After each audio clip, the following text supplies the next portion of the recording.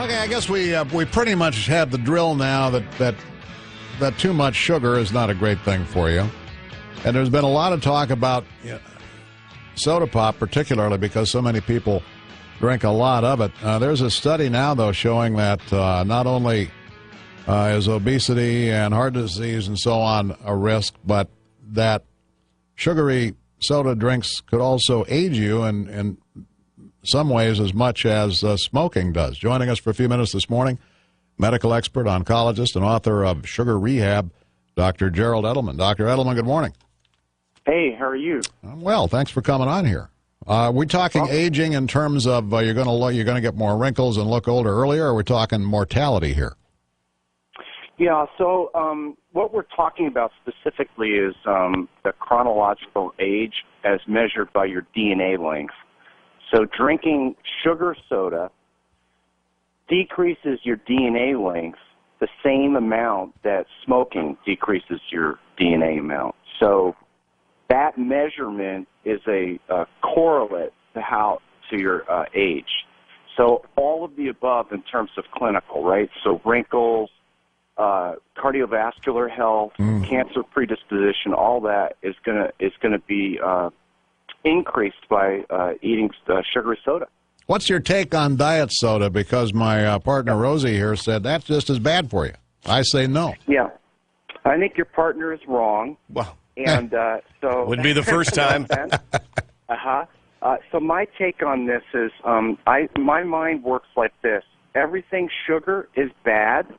That would include pure, organic, agave, natural, honey, brown sugar, and everything not sugar is good.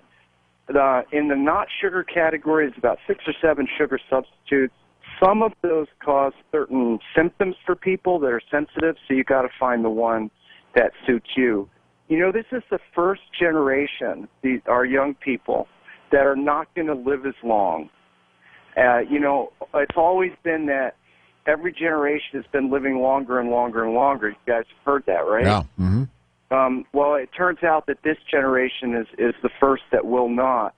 And one of the big factors for that, and I'm one of the people that will tell you this as an expert, is the excess sugar in the diet. Wait, which generation which generation are we talking about here, Doc?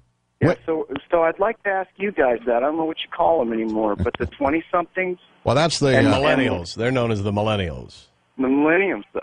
They're not going to live as long, and 80% of our kids are obese, and about 60% of them have diabetes, and it's because of the sugar.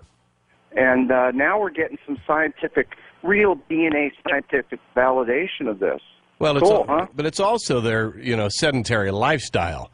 I mean, we don't even walk upstairs anymore.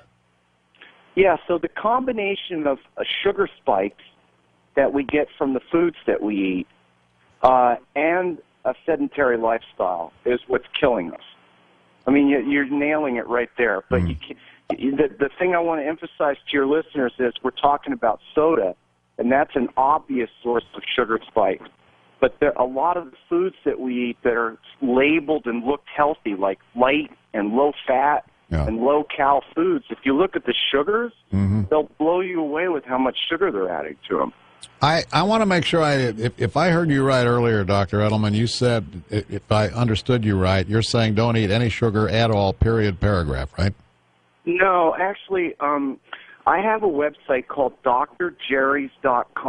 If your listeners go there, what I've laid out there are simple rules and lists of okay foods and not okay. The rule is don't eat more than about 2 to 3 grams of sugar per serving. That's a half a sugar cube. Do you know that a Yoplait light yogurt has about 3 sugar cubes worth of sugar in it, that little can? Wow. So your listeners need to look at the sugars per serving on what they buy, and don't get more than about 2 grams per serving, which is a half a sugar cube. Yeah, but we got pumpkin pie season coming up, Doc. Right. Yeah. And I'm a weak man. Very weak. Hey, I have a cool suggestion for you. At least I think it's cool. Who makes your pumpkin pie? I do. Okay. Try putting Splenda in your baking recipe instead of sugar, and then eat twice the amount. I'll give it a shot. I'll make one with Give it a Splenda. shot. It tastes great.